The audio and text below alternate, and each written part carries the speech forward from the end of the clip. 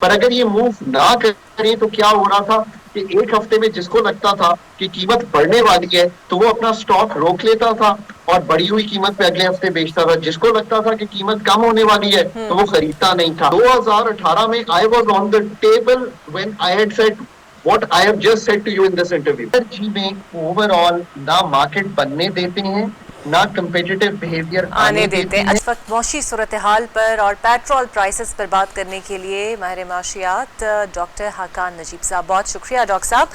Sir, ये जो formula आवाम पे थोपा गया है वैसे तो वर्ल्ड वाइड हो रहा है ओगरा की तरफ से, लेकिन आपको नहीं लगता कुछ ज़्यादा ही हो रहा है? क्योंकि रोज़ाना की बुनियाद पर रद्दोबदल कन्फ्यूजन भी पैदा कर रही है, आवाम अलग पिस रही है और कोई पूछने वाला भी नहीं है। देखिए, फर्स्ट ट्राई एक्सप्लेन के हुआ क्या है। देखिए, पाकिस्तान इससे पहले एक 7 दिन की प्राइसिंग कर रहा था। इसका क्या मतलब है?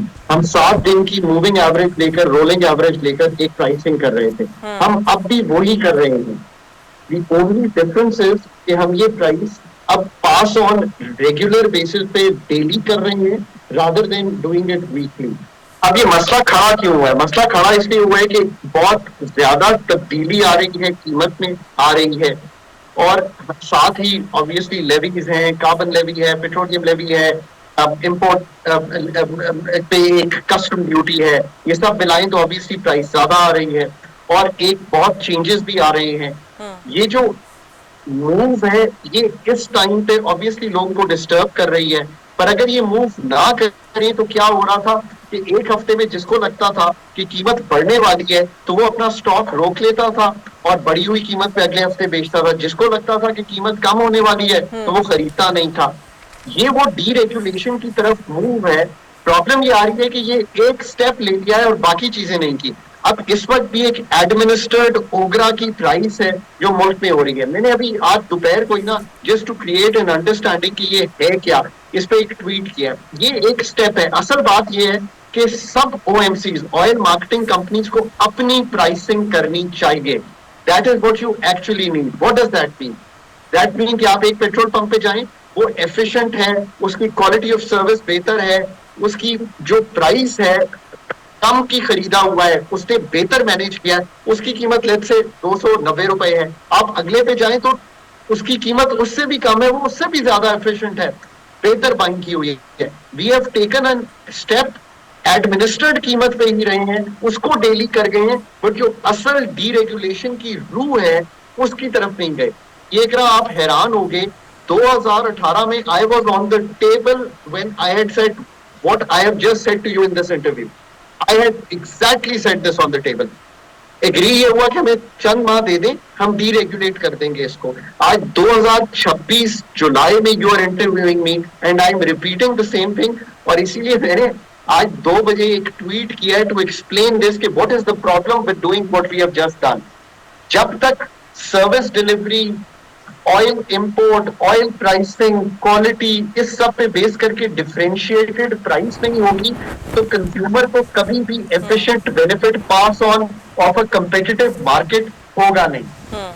यही काम है जो इसमें मिसिंग है। इसलिए आपको कीमत की कंपेटिटिव बिहेवियर, जैसे कि फॉर एग्जांपल आप A, B, C, D जिस मर्जी कंपनी के पास चली जाएं अपना मोबाइल लेने के लिए, मोबाइल सर्विस लेने के लिए, you will be fine because there are so many companies, they have a different pricing network. Let's say कि हम पीटीओ को कहें नहीं जी आप एक कीमत डिटरमिन कर दें। हम समझते ही नहीं है कि डीरेगुलेशन का मतलब क्या है। This is what is lacking. And of course petroleum levy at this higher price, what does that mean? इसको भी समझ लेते हैं। जब ये पेट्रोलियम लेवी लगी थी एक रात, तब भी मैं टेबल पर था। 10 रुपए पेट्रोलियम लेवी लगाई। क्यों लगाई थी? कि 18% जीएसटी प्रोविंसेस के साथ शेयर होता था। स्ट्रक्चरल वर्क तो हम मुश्किल समझते हैं करना। वो क्या था कि हम एनएफसी को रिव्यू करते, तो हमने कहा कि 18% जीएसटी को निकाल दीजिए from the pool that is divisible, और एक लेवी लगा दीजिए जो कि डिविजिबल नहीं है। वो 10 रुपए की लेवी आज 80-90 रुपए हो गई है। अगर 18% लगा होता तो ये शायद 50 रुपए होता। लेकिन अगर हम हुकूमत पेट्रोलियम को फ्री मार्केट में छोड़ने का दावा कर रही है तो डीजल पर तो अभी भी इजादारी कायम है, मतलब पीएसओ का कंट्रोल भी है, इजादारी है। ये किस किस्म की डीरेगुलेशन है? अजीम, आप बिल्कुल सही कह रही हैं। पाकिस्तान में हम लेवल प्लेइंग फील्ड बनाएं और उसके बाद सबको ये कहें, जैसे मैं कहता हूं कि गैस भी इंपोर्ट कर सकते हैं, एलएनजी भी इंपोर्ट कर सकते हैं। क्यों सरकार, क्यों PSO which is the only allowed, मैंने देखा है वो नोटिफिकेशन, उसको हमने अलाउ किया है। इसको इन चीजों से निकलने के लिए दिखाइयां ना लगाएं, दिन लगाएं, सो दैट हम इनमें से निकल सकें। ये बात आपकी बिल्कुल दुरुस्त है। गैस के भी कॉन्ट्रैक्ट को ओपन अप करें so that we can let, जिसे कहते हैं the system work, the competitive market work. ये भी आप बिल्कुल सही कह रही हैं। हर ओएमसी की अपनी price, then I will scramble कि मैं इकरा स्टेट ऑयल जो है या इकरा जो कंपनी है उससे बेहतर खाकान कंपनी जो है माल लाए, उसको एफिशिएंटली ट्रांसपोर्ट करे, उसको बेहतर सर्विस देकर सेल करे। जब तक कंपेटिटिव मार्केट बनने नहीं देंगी ये चीज ठीक होगी नहीं। सरकार मंगवाए, सरकार एडमिनिस्ट्रेट कीमत रखे, सरकार आज भी 50% मार्केट को में सप्लायर हो और आप वहीं खड़े हैं। एनर्जी में ओवरऑल ना मार्केट बनने देते हैं, ना कंपेटिटिव बिहेवियर आने देते हैं। अच्छा सर, एक और भी इशू है, ये तो फ्यूल का इशू हो गया, ये जो गंदम का मसला है, हर 3 माह बाद गंदम इंपोर्ट करने पर हुकूमत मजबूर हो जाती है। आपके ख्याल में ये गंदम की कमी हुई है, लेकिन इतनी कम हुई है कि 3 माह बाद भी वही हाल है? फिर केपी वाले कहते हैं कि जनाब पंजाब तो इतनी गंदम बना लेता है कि उसके अपने लिए भी काफी हो, बल्कि वो दूसरे सूबों को भी दे देता है। ये मिसमैनेजमेंट किसकी है, कहाँ से इसकी शुरुआत होती है, किसकी जिम्मेदारी है ये? You know, Ikra, agriculture is my favorite subject. अगर कभी पाकिस्तान को हमने IMF से निकालना है तो एग्रीकल्चर की पैदावारी सलाहियत will be the key. I'm going to explain this and then go on to wheat also. ये इससे related.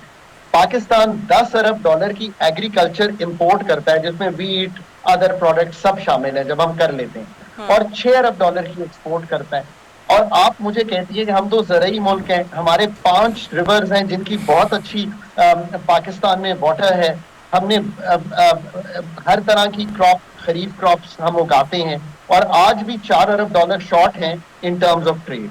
अब प्रॉब्लम क्या है, जब हमने पाकिस्तान में कुछ जो हमारी जिसे कहते हैं ना प्रोडक्ट्स थी, जिसे प्रोडक्शन करते हैं हम, जैसे हमारी वीट के अलावा आप छोड़ दें, वीट और शुगर केन, इसको हम मैनेज करते हैं, हम कीमत का तयन करते हैं, हम बेस प्राइस बनाते हैं, हम ये सब काम करते हैं, हम एक्सपोर्ट इंपोर्ट में शामिल हैं, हम कोटे देते हैं हर चीज की।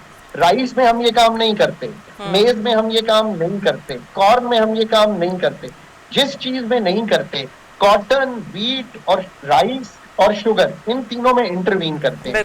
पॉलिसी कोऑर्डिनेशन फेलियर होता है जब भी सरकार इंटरवीन करती है, प्रोडक्शन फोरकास्टिंग का फेलियर होता है, प्रोक्योरमेंट पॉलिसी का फेलियर है, इन्वेंट्री मैनेजमेंट का फेलियर है। क्यों?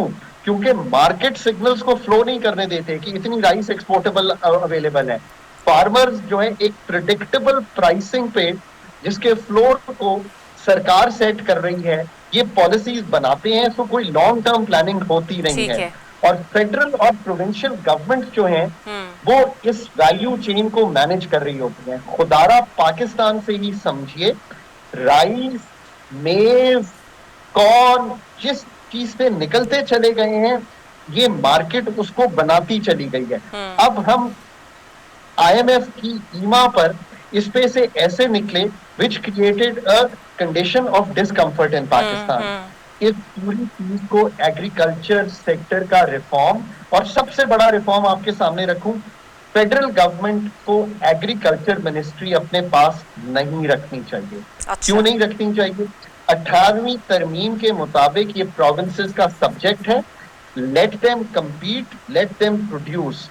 प्लानिंग कमीशन के लेवल पर आप एक मेंबर एग्रीकल्चर के थ्रू इसकी कोऑर्डिनेशन कर सकते हैं, बट वहां पर बैठकर प्रोक्योरमेंट पॉलिसीज और इस चीज का इजरा करना कि कितनी आएगी कितनी जाएगी, बिल्कुल, इसे सूबों को दे देना चाहिए।